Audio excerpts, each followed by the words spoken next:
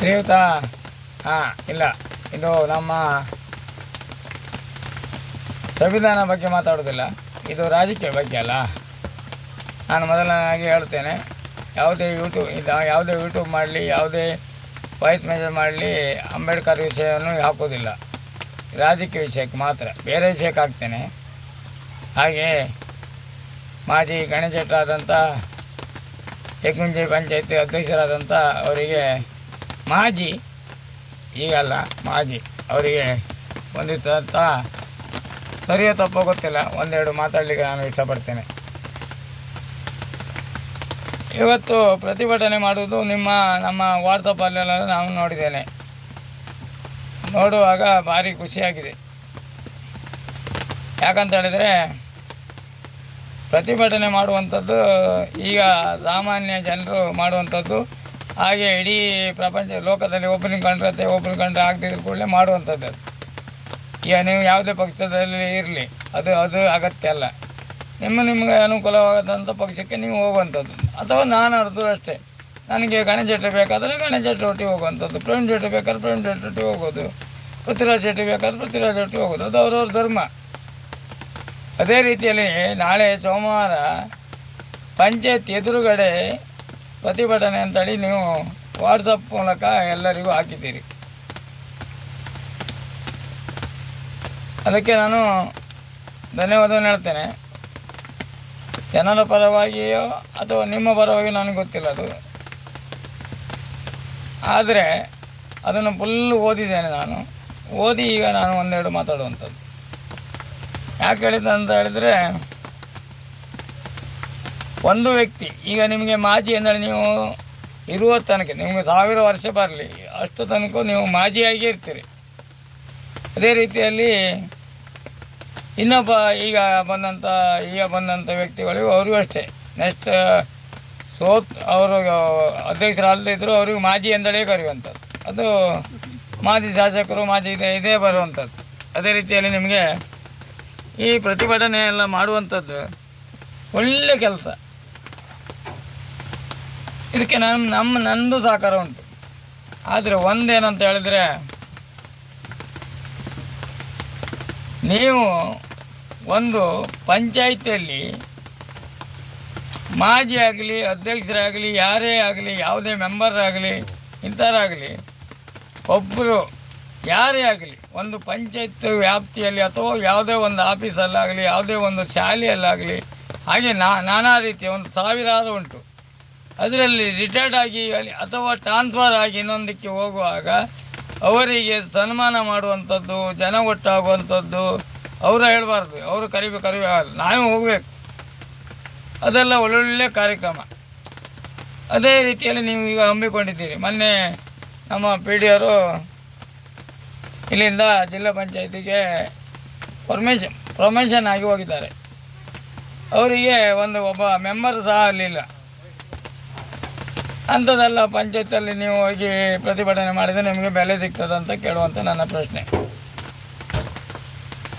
ಈಗ ನೀವು ಹೋರಾಟ ಕೊಡುವಂಥದ್ದು ನನಗೆ ಗೊತ್ತಿಲ್ಲ, ಅನಿಸಿಕೆ ಹೇಳುವಂಥದ್ದು ಜನಪರ ಹೋರಾಟ ಅಂತೇಳಿ.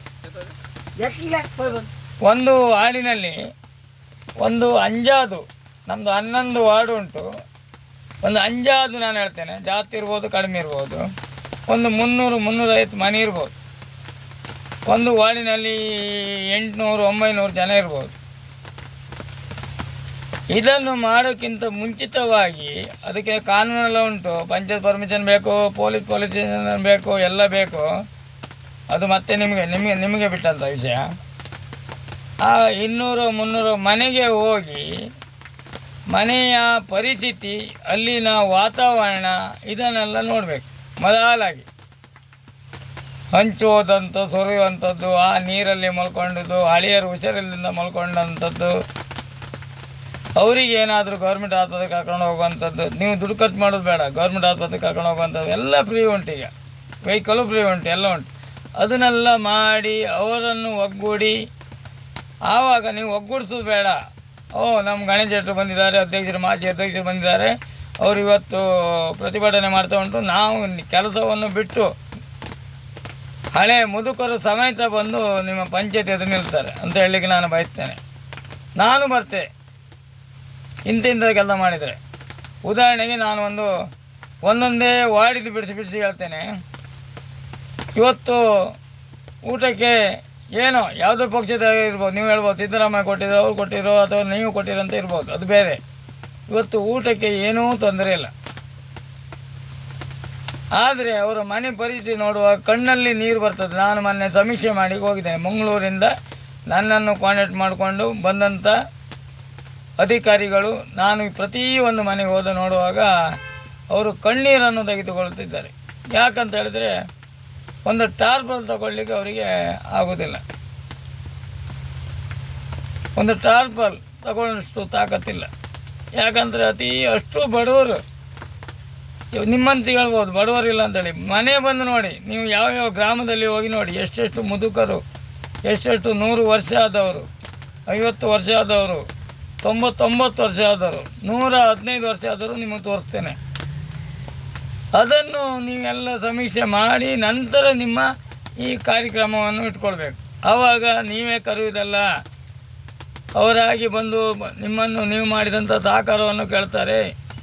ನೀವು ಪಂಚಾಯತ್ ಬಿಟ್ಟ ನಂತರ ನೀವು 25% ಮಾಡಿದ್ದೀರಂತ ಹೇಳಲಿಕ್ಕೆ ನಾನು ಬಯಸ್ತೇನೆ. ಯಾಕಂತೇಳಿ ನಾನು ಕಂಡಂಥ ವಿಷಯ. ಫೋನ್ ಮಾಡಿದ ಕೂಡಲೇ ನೀವು ಎಷ್ಟೇ ರಾತ್ರಿ ಫೋನ್ ಮಾಡಲಿ ಏನೇ ಮಾಡಲಿ ಓಡಿ ಬರ್ತೀರಿ. ಈಗ ಇರುವಂಥ ಪಂಚಾಯತ್ ಮೆಂಬರ್ ಬಗ್ಗೆದು ಅವ್ರಿಗೆ ಮತ್ತೊಂದು ವಿಷಯ ನನಗೆ ಗೊತ್ತುಂಟು. ಅದು ನಾನು ಹೇಳೋದಿಲ್ಲ, ಬಾಯ್ಬಿಟ್ಟು ಹೇಳೋದಿಲ್ಲ. ಸಾಯಂಕಾಲ ಆದಮೇಲೆ ಎಲ್ಲಿ ಬರ್ತದೆ ಅಂತ ಹೇಳಿದ್ರೆ ನಂಗೆ ಗೊತ್ತುಂಟು. ಯಾಕಂತ ಹೇಳಿದ್ರೆ ನಾನು ದಾಖಲಾತಿ ಇಲ್ಲದೆ ಮಾತಾಡೋದಿಲ್ಲ. ಅವ್ರಿಗೆ ಅದೇ ಕೆಲಸ. ಸಾಯಂಕಾಲ ಆದಮೇಲೆ ಅವ್ರಿಗೆ ಯಾವತ್ತಿ ಮಾಡ್ಕೊಂಡು ನಿದ್ರೆ ಮಾಡುವಂಥದ್ದು. ಈಗ ನೋಡಿ ನಮ್ಮ ಮಂದಿ ಹೆಗ್ಗುಂಜಿ ಗ್ರಾಮಕ್ಕೆ ಸೇರುವಂಥದ್ದು. ಸಾಧಾರಣ ಬನ್ನಲ್ಲಕಟ್ಟೆಯಿಂದ ಸಾಧಾರಣ ಶಂಕರ ಶೆಟ್ಟಿ ಮನೆಯವರೇ ತನಕ ಹೋಗೋ ಕುಂಬಾರ ಮನೆ ತನಕ ಹೋಗೋ ತನಕ ಇವತ್ತು ನಾಳೆಗೆ ಸಾಯ್ತಾರೆ. ಮರ ಬಿದ್ದು ಎಂತ ಬಿದ್ದು ಗಾಡಿ ಬಿದ್ದು ಸಾಯ್ತಾರೆ. ಇದನ್ನೆಲ್ಲ ನೋಡಬೇಕು. ಇದೆಲ್ಲ ಈ ನಮ್ಮ ಸರ್ಕಾರಕ್ಕೆ ಹೇಳಬೇಕು, ಮನವಿ ಮಾಡಬೇಕು. ಇದನ್ನು ಕೂಡಲೇ ಮಾಡದಿದ್ದರೆ ಅದಕ್ಕೆ ತೂಕ್ತ ಕ್ರಮ ತಗೊಳ್ಬೇಕು. ಆವಾಗ ಜನರು ನಿಮ್ಮ ಬೆಂಬಲ ಬರ್ತಾರೆ. ಮೊನ್ನೆ ಬೆಂಗಳೂರಲ್ಲಿ ಒಬ್ಬರು ಸತ್ತು ಹೋದಾಗ 4 ಲಕ್ಷ ರೂಪಾಯಿ ಹಣವನ್ನು ಕೊಟ್ಟು ಯಾರು ವಿಡೋ ಬಿಲ್ಡಿಂಗರು ಮತ್ತು ಅರಣ್ಯ ಇಲಾಖೆಯರು ಇಬ್ಬರು ಸೇರಿ ಕೊಟ್ಟು ಅದನ್ನು ಸಾಕಾಗಲಿಲ್ಲ ಅಂತೇಳಿ ಅವರು ಬೇರೆ ರೀತಿಯಲ್ಲಿ ಕಾನೂನನ್ನು ತಗೊಂಡು ಕೈಗೊಂಡು ಜಾಸ್ತಿ ಅಮೌಂಟ್ ಬರುವ ಹಾಗೆ ರೀತಿಯಲ್ಲಿ ಮಾಡಿದ್ದಾರೆ. ಅದೆಲ್ಲ ಮಾಡಬೇಕು. ನೀವೇ ನೋಡಬೇಕು. ನೀವು ಕಾರು ನಿಮ್ಮ ಕಾರ್ ಮೇಲೆ ಬಿದ್ದರೆ ಏನಾಗ್ಬೋದು? ನಿಮ್ಗೆ ಆಗಬಾರ್ದು. ನನಗಾದರೂ ಅಡ್ಡಿಲ್ಲ, ನನ್ನ ಗಾಡಿ ಮೇಲೆ ಬಿದ್ದರೂ ಆಗ್ಬೋದು, ಅಲ್ಲಿ ತೊಂದರೆ ಇಲ್ಲ. ಆದರೆ ನಾನು ಹೇಳುವಂಥದ್ದು ನನಗಾದರೂ ಅಡ್ಡಿಲ್ಲ, ಇನ್ನೊಬ್ಬರಿಗೆ ಬಡವರಿಗೆ ತೊಂದರೆ ಆಗಬಾರ್ದು. ನ್ಯಾಯಪರ ಹೋರಾಟ ಅಂತ ಹೇಳಿದರೆ ಹಾಗೆ ನನಗೆ ಹೇಳಿಕೊಟ್ಟಂಥ ಅಂಬೇಡ್ಕರ್ ಸಂವಿಧಾನದ ಪುಸ್ತಕ ಅದನ್ನು ನೀವು ತಿಳಿದುಕೊಳ್ಬೇಕು. ನಾಳೆ ಮೀಟಿಂಗ್ ನೀವು ಮಾಡ್ಬೋದು. ನನಗೂ ಬೆಂಬಲ ಸಹಕಾರ ಉಂಟು. ಆದರೆ ನಿಮಗೆ ಜನ ಮಾತ್ರ ಬರೋದಿಲ್ಲ. ಇದು 100ಕ್ಕೆ 100 ನಾನು ಹೇಳ್ತೇನೆ. ಯಾಕಂತ ಹೇಳಿದರೆ ನೀವು ಬೇಕಾದರೆ ಬೇರೆ ಉದಾಹರಣೆ ಉಂಟು. ನೀವು ಬೇಜಾರಾದರೂ ತೊಂದರೆ ಇಲ್ಲ. ಮನೆಗೆ ಹೋಗಿ 500 ಕೊಡ್ತೀವಿ, 1000 ಕೊಡ್ತೀವಿ, 2000 ಕೊಡ್ತೀವಿ ಅಂದರೆ ಪತ್ರ ಬಿಟ್ಟರೆ ಈ ಮಳೆಗಾಲದಲ್ಲಿ ಬೇಸಾಯ ಮಾಡುವಂಥ ಕಾಲದಲ್ಲಿ ಇಂಥದ್ದೆಲ್ಲ ಪ್ರತಿಭಟನೆಗೆ ಜನ ಬರ್ತಾರೆ ಅಂದರೆ ನೀವು 170 ಜಿಲ್ಲೆ ಜನ ಕೊಟ್ಟಿದ್ದೀವಿ. ಅಲ್ಲೊಂದು 70 ಜನ ಬಂದು ನಿಮಗೆ ಶುಭಾಶಯನ ಕೋರ್ತೇನೆ. ಯಾಕಂತ ಹೇಳಿದ್ರೆ ಅವ್ರ ಮನೆ ಪರಿಸ್ಥಿತಿ ಎಲ್ಲ ದಿಕ್ಕಲ್ಲಿ ನಾನೀಗ ಪ್ರತಿ ವಾರ್ಡಿಗೆ ಕುಂದಾಪುರ ಬ್ರಹ್ಮಾವರ ತಾಲೂಕಿಗೆ ಪ್ರತಿ ಮನೆಗೂ ನಾನು ಹೋಗ್ತಾ ಇದ್ದೇನೆ. ಅಧಿಕಾರಿಗಳ ಒಟ್ಟಿಗೆ ಎಲ್ಲ ಸಮೀಕ್ಷೆಯನ್ನು ಮಾಡ್ತಿದ್ದೇನೆ. ಈಗ SC ST ಅವರಿಗೆ ಒಂದು ಸ್ಟೇಷನ್ನೇ ಉಡುಪಿಯಲ್ಲಿ, ಅದು ಹೆಡ್ ಆಫೀಸ್ ಮಂಗಳೂರು, ಈಗ ಉಡುಪಿಯಲ್ಲಿ ಸ್ಟೇಷನ್ ಆಗಿದೆ.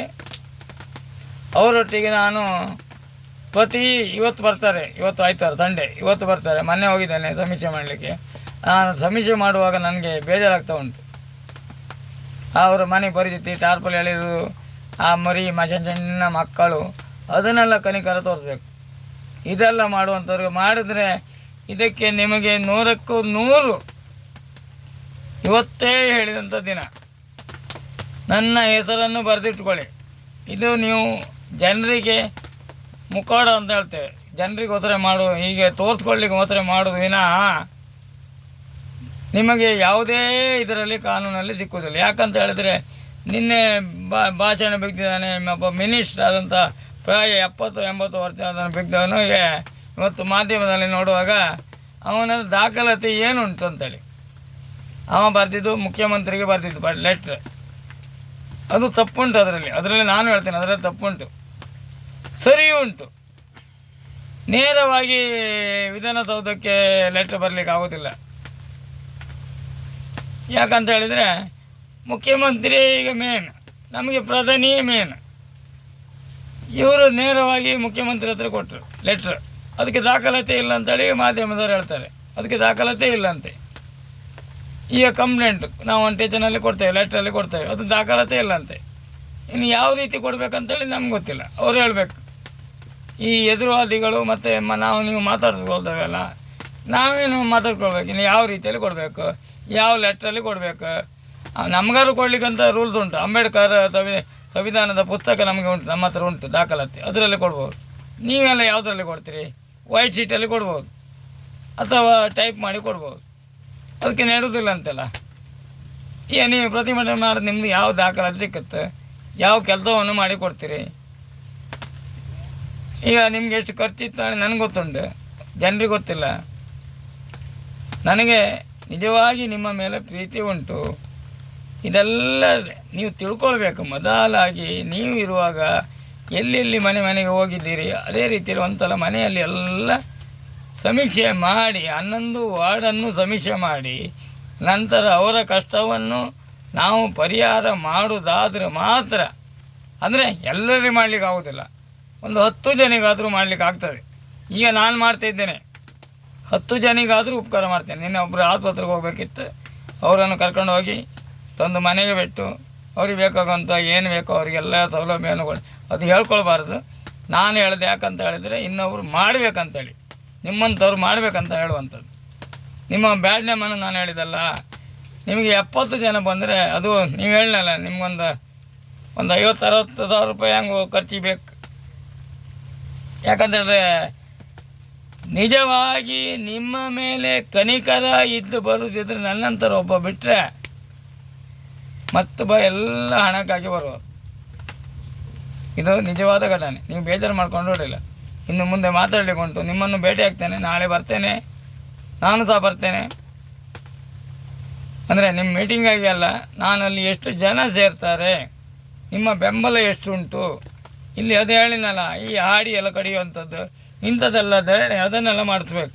ಆವಾಗ ಜನರು ಏನು ಹೇಳ್ತಾರೆ ನೋಡಿ, ನಮ್ಮ ಅಧ್ಯಕ್ಷರು ಬಂದಿದ್ದಾರೆ, ಮಾಜಿ ಅಧ್ಯಕ್ಷರು ಬಂದು, ಈಗ ಹೇಳೋದು ಅಧ್ಯಕ್ಷರು ಮಾಡದಿದ್ದರು ಮಾಜಿ ಅಧ್ಯಕ್ಷರು ಬಂದು ಮಾಡಿದ್ದಾರೆ ಅಂತೇಳಿ. ಇವತ್ತು ಶ್ರೀನಾಥ್ ಶೆಟ್ಟರ್ MLA ಆದಂಥ ಅವ್ರ ಹೆಸರು ಹೇಳ್ಕೊಂಡು ಇನ್ನು ನಿಮ್ಮ ಬೇಳೆ ಬೇಯುವುದು ಬಿಟ್ಟರೆ ಸದಾನಂದ ಗೌಡ ಆಗಲಿ, ಶೋಭಾ ಕರಂದ್ಲಾಜೆ ಆಗಲಿ, ಪ್ರತಿಯೊಬ್ಬರು ಅವರಿಗೆ ಅವ್ರ ಮೇಲೆ ಆಸೆ ಇಲ್ಲ, ಶ್ರೀನಾಥ್ ಶೆಟ್ಟರಿಗೆ ಅವ್ರ ಮೇಲೆ ಆಸೆ ಇಲ್ಲ. ಒಟ್ಟು ನೀವು ಇಲ್ಲಿಯ ನಡೆಯುವ ಇವರು ಇದು ಹೇಳ್ತಾರೆ ಅಂತ ಹೇಳಿದರೆ